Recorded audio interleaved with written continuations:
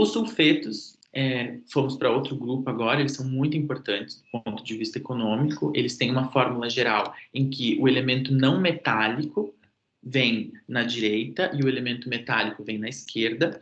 Isso para mostrar a importância do elemento metálico, já que a gente tem um monte de sulfetos nesse grupo, cada um deles é composto por um elemento metálico diferente. Então, eles são uma classe de minerais extremamente importantes, porque os minerais de minério que a gente utiliza hoje para retirar os elementos que são utilizados na nossa sociedade são sulfetos, que produzem toda essa abundância de elementos metálicos para a nossa sociedade. Então, junto aos sulfetos, a gente pode encontrar outros tipos específicos de minerais, como sulfoarsenetos e arsenetos e teluretos em geral. Só que eles são classes extremamente raras e foram meio que fagocitadas pela classe mais importante, que é a classe dos sulfetos. Então, só tenham em mente, tá, que os sulfetos eles são compostos por um elemento não metálico junto com um elemento metálico, tá? E o elemento não metálico mais comum, não o único, o mais comum é o enxofre. Então, aqui só para a gente ver, ninguém vai ser obrigado a decorar isso, tá? Os principais deles, nós temos vários aqui, né? Então, o pessoal que trabalha na indústria da geologia econômica ou trabalha na academia, voltado para a geologia econômica, invariavelmente vai saber de cor, vai ter uma noção da composição química de todos esses sulfetos, né? Então, vejam de maneira geral como que funciona, né? Você tem um elemento metálico, então aqui tem prata, cobre, chumbo, zinco, vamos achar outro aqui, níquel, por exemplo, ligado a um elemento não metálico. No caso aqui, nós temos o enxofre. Então, vocês vejam como o enxofre é o mais comum, mas não é o único, né? Você tem alguns elementos estranhos aqui, como o telúrio e assim por diante. Então, a gente tem vários aí. Eu chamo a atenção de vocês para alguns, né? A pirita, por exemplo, que é um sulfeto de ferro, confunde-se com ouro muito facilmente por causa da cor, e observando assim parece igualzinho ouro, né? Nós temos a galena, que é um importante sulfeto de chumbo, da onde a gente tira bastante chumbo, a pentlandita, da onde a sociedade tira bastante o níquel que é utilizado, e assim vai, né? Então, como é muito importante esse grupo, né? Esse grupo dos minerais, essa classe dos sulfetos é muito importante do ponto de vista econômico. Aqui algumas fotos, tá? Como a gente está trabalhando com metais, os metais eles têm características químicas muito diferentes, né? Isso vai impactar em inúmeras características. E lá no fim a gente tem as cores, né? Então os metais eles têm cores muito diferentes, muito esdrúxulas, digamos assim, por características químicas inerentes a cada um deles. E daí acaba dando essas cores bem diferentonas, assim, tipo a bornita aqui em cima. Opa. Os sulfossais, tem mais de 100 minerais ali dentro desse grupo. Basta dizer para vocês que aquela fórmula que a gente viu para os sulfetos, em que você tem um elemento metálico ligado a um elemento não metálico, os sulfossais eles são caracterizados por ter esses dois elementos aqui como os elementos metálicos que entram de maneira mais abundante assim na estrutura deles, tá? Então, você tem aqui alguns elementos alguns minerais extremamente raros, não são assim tão simples de encontrar na natureza, porque para juntar esses tipos de elementos, você precisa de um contexto geológico muito específico, né? E daí aqui, como exemplo, a gente tem alguns, né? A tetraedrita, acho que é o mais comum de todos, né? Que é um sulfossal de cobre, né? Mas basta a gente ter essa noção de que eles são cristalograficamente, do ponto de vista de arranjo químico também, eles são muito parecidos com sulfetos. Só que daí os metálicos mais comuns são esses dois aqui, que na verdade eu nem lembro quais são. Acho que é antimônio e o outro alguém joga aí nos comentários. Os halogenetos, ou também chamados de haletos, né? Esses nomes eles vêm da própria tabela periódica, e uns halogênicos eletronegativos. Então, é aquela coluna lá específica da tabela periódica, que tem flúor, cloro, bromo e assim por diante. Eles formam um grupo específico deles na classe dos minerais. Então, eles são íons grandes, muito grandes do ponto de vista de tamanho, só que eles são fracamente carregados, eles são monovalentes, né? Os íons, eles são grandes e extremamente eletronegativos, então eles estão loucos para fazer uma ligação. E do outro lado da tabela periódica, a gente tem os elementos terrosos, por exemplo, e os elementos, magnésio, cálcio, sódio, potássio, esses elementos, eles fazem uma ligação, eles realmente estão procurando o que os halogenetos estão querendo dar, né? Então, isso gera um grupo muito específico na geologia, né? Que são os sais, que a gente chama. Então, aqui os mais comuns são a halita, né? Que é o sal de cozinha, né? Que é uma ligação entre um átomo de sódio com um átomo de cloro, né? Então, eles também fazem parte, também tem o grupo deles, os halogenetos. Temos vários grupos dentro da classe dos halogenetos. Vou só mencionar para vocês, nós temos o grupo da fluorita e o grupo da halita. A halita é o sal de cozinha, aquele nosso sal gema, muita gente chama de sal gema, né? Mas nós temos outros minerais também dentro desse grupo, não só a halita. Temos as características gerais que permitem a gente classificar esses minerais como grupo dos halogenetos, né? Então, a gente tem aí, por exemplo, um ponto de fusão ou moderado a alto, condutores por eletrólise, é muito importante essa característica deles. Para a geologia, nós temos aqui o fato deles terem clivagem perfeita e agregados cristalinos granulares. Então, várias características desse grupo permitem identificá-los e também permitem sua utilização em indústrias específicas. Onde que ocorre? Condições hipergênicas. Condições hipergênicas dizem respeito à superfície, tá, pessoal? Então, esses elementos, esses minerais, eles formam-se na superfície terrestre, tá? A gente pode encontrar ele em depósitos subterrâneos, mas isso quer dizer que processos tectônicos geológicos enterraram esse depósito. Na verdade, para ocorrer, tem que ser em superfície terrestre. Geralmente, bacias marinhas ou então pequenas bacias restritas, né? Temos outros tipos de processos, como erupções vulcânicas, origem hidrotermal, mas não vem ao caso agora comentar com vocês cada uma delas. A única coisa que eu deixo aqui é que a fluorita é um dos únicos minerais desse grupo que pode ser formada em condições endogenéticas, no sentido de ela pode ser formada em subsuperfície através da cristalização de um magma, por exemplo. Ela pode ser tanto formada em processos de baixa temperatura na superfície, quanto altas temperaturas em subsuperfície. Bom, os tipos de indústria que são utilizados, né, então, tanto a indústria química quanto a agroquímica, a fluorita é muito utilizado para diminuir pontos de fusão na indústria metalúrgica e assim vai, né? Então, a gente usa também para aplicações ópticas, né, porque eles são cristais muito perfeitos, né, cristais naturais muito perfeitos. E aqui algumas características que a gente utiliza tanto do ponto de vista físico-químico para identificá-los, né? E deixo aqui para vocês uma curiosidade, que quando, lá em meados de 1912, quando a técnica de difração por raio-x estava começando a ser inventada, foi um cristal de sal, ou seja, um cristal de halita, que o cientista, que foi o Lowe, né, o Max von Lowe, utilizou para testar o equipamento dele. Então, a primeira estrutura determinada por raio-x foi de um cristal de halita, que é aqui, né, mostramos agora. A fluorita, algumas características da fluorita também, como essa aula vai ficar gravada, vocês podem pausar ali e dar uma olhadinha em relação à densidade, dureza e cor. E aqui algumas fotos da fluorita, principalmente fluorita, tá? Ela tem, pode ocorrer de várias maneiras diferentes. As cores relacionadas e as diferenças, né, entre as cores a esses minerais dizem respeito a pequenas impurezas na estrutura, na célula unitária, né, desses minerais.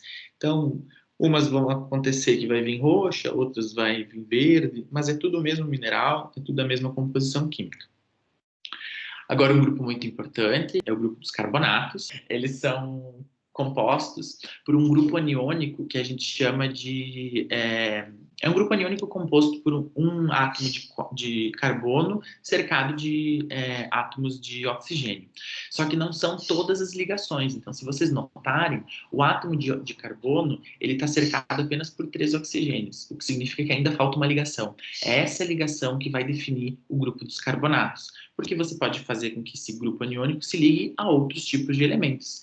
Então, os carbonatos, eles têm os grupos deles, que classificado de acordo com o cátion predominante. Então, por exemplo, o grupo da calcita tem como cabeça de chave a própria calcita, o carbonato mais abundante, eu diria, ou mais conhecido, mas nós temos magnesita, siderita, rodocrosita, que são minerais do grupo dos carbonatos, que, se vocês observarem, é a mesma estrutura, tá? A mesma composição cristalográfica.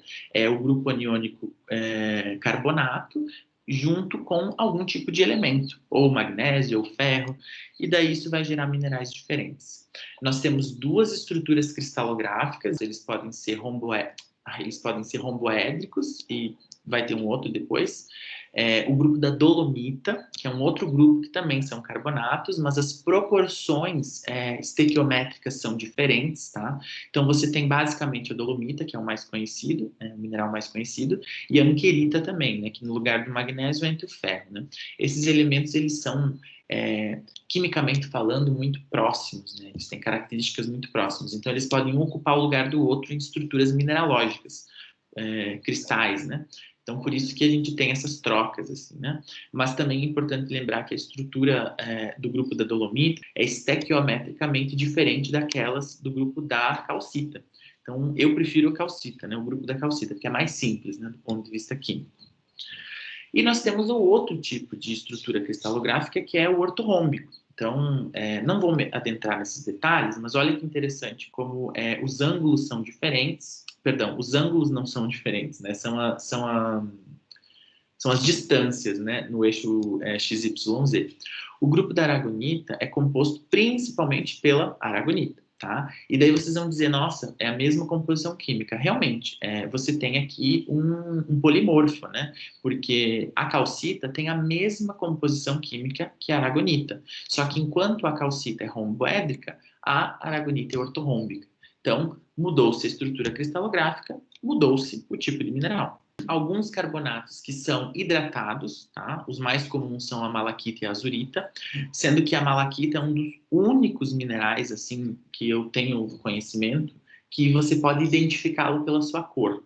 A malaquita tem uma cor específica, então ela não vai aparecer na natureza em outras cores, né? É o único que eu me lembro, assim.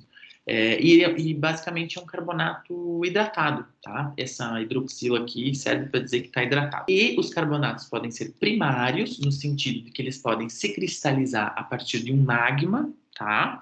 Ou eles podem ser secundários, eles podem ser gerados por processos de intemperismo, processos de decomposição de rochas primárias.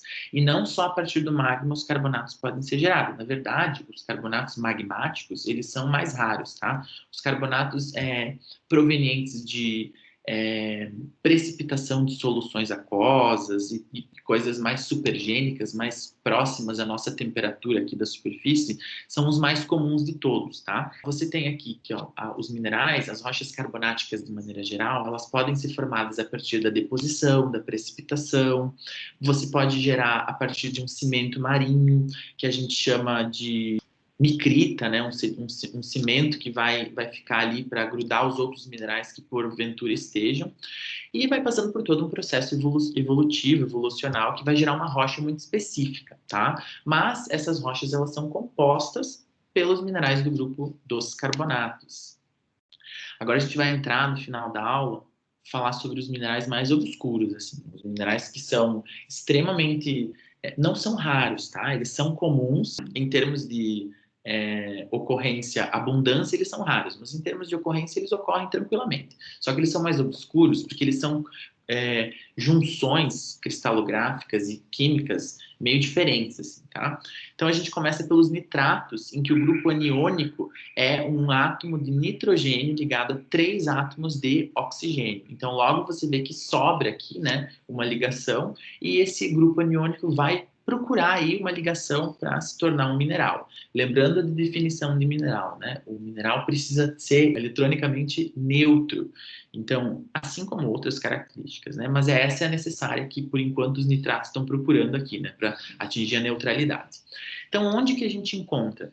Em regiões áridas ou desertas, tá? São lugares, são ocorrências mais, assim, limitadas, porém, se você sabe mais ou menos o comportamento de como esses nitratos se precipitam, como eles se juntam, né? Como o grupo aniônico se junta com o cátion, você vai encontrar ele com uma certa facilidade. Mas eles são mais restritos mesmo. E o mais, assim, o mais próximo da nossa realidade, né, é a nitratita, né, que é um composto simples, né, é um grupo aniônico aqui do nitrato, junto com um átomo de sódio, tá? Nós temos aqui todas as características físico-químicas dele, né, do mineral nitratita, mas só para sair aqui da aula, você sabendo que esses nitratos, de maneira geral, eles são muito utilizados na indústria da agronomia como fertilizantes, porque a fixação do nitrogênio nas plantas é um assunto bem delicado na área da agronomia, e a nitratita, ela é um dos poucos minerais que tem uma ligação fraca o suficiente para que quando a gente utilize esse mineral, o nitrogênio fique disponível no solo para a planta poder utilizar, tá? Então a nitratita é muito importante para isso e, claro, né, a gente usa esses elementos como conservantes, os grandes faraós, né, que fizeram aquelas múmias maravilhosas, super conservadas. Um dos elementos um dos minerais que eles utilizavam era, entre outros, a nitratita. Por quê? Porque eles descobriram por A mais B que conservava e eles tinham grandes depósitos próximos à casa deles, né? Porque eles moravam lá para cima, né? No nordeste da África, então regiões áridas e desérticas. E por fim não, né? Quase fim, gente. Os sulfatos e cromatos, que são um grupo, uma classe de minerais específica em que o grupo aniônico é um átomo de enxofre ligado a 4 átomos de oxigênio, tá? Então, esse é o grupo aniônico que define os sulfatos. Aí nós temos vários, tá, pessoal? Tanto os anidros, aqueles que não têm água no sistema, né, no sistema cristalográfico, quanto os hidratados. Por isso que nós temos o hidroxila ou moléculas de fato, né, moléculas de água aqui junto da estrutura. Os mais comuns são a barita, né, que pode ser um sulfato magmático, um sulfato primário, né, ou o gipso, que pode ser um sulfato também primário, mas secundário, de temperaturas baixas, superficiais. A barita também está errada aqui, gente, desculpa, mas algumas características importantes dela. Só vou deixar aqui que a barita é um mineral bem denso, tá, por causa do bário, tá? É um elemento incomum para fazer a composição química de um mineral de maneira primária, né? Geralmente ele aparece como elemento subordinado, daí ele não é tão pesado, né? Mas como ele é um mineral que forma essa composição, ele acaba trazendo a característica densidade para o sistema, né? E ele ocorre muito em comum, muito associado, desculpa, com aqueles nossos elementos nativos, tá? Os elementos nativos que foram comentados com vocês lá no início da aula. E a gente usa para inúmeras coisas, tá, pessoal? Química utiliza muito, a indústria do petróleo utiliza muito, então pode ser restrito, mas tem sempre aquele que precisa, né?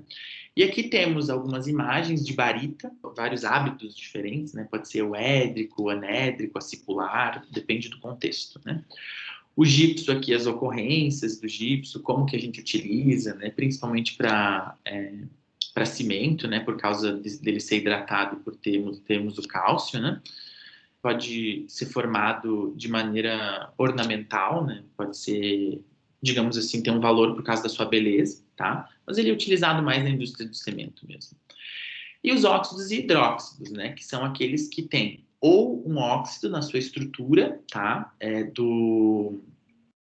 da sua composição química, tá? E o hidróxido vamos ver depois qual que é a composição da estrutura. E daí a gente tem um monte, tá? Não vou parar para falar sobre cada um deles, mas basta vocês saberem que o grupo aniônico é o próprio oxigênio nesse caso, o caso dos óxidos, né?